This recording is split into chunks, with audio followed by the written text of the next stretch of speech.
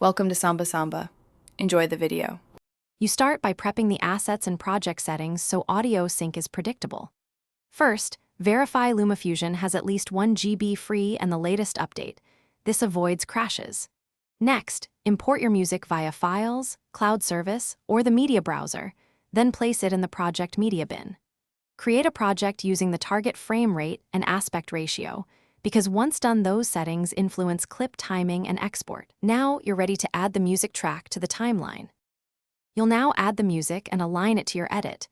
This is where timing matters. Drag the audio from media to an empty audio track beneath your video. Use snap and markers to align music hits with cuts or dialogue, ripple or nudge the clip for frame-accurate placement.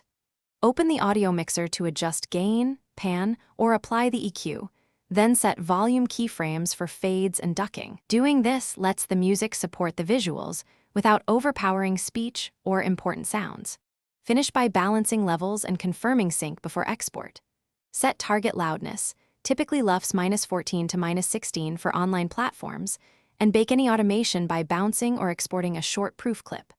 Once done, preview on phone and desktop to confirm timing and volume translate.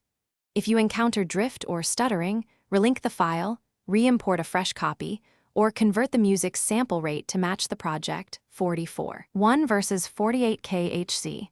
Making those checks prevents surprises at delivery. Thanks for watching. Consider subscribing if we helped you.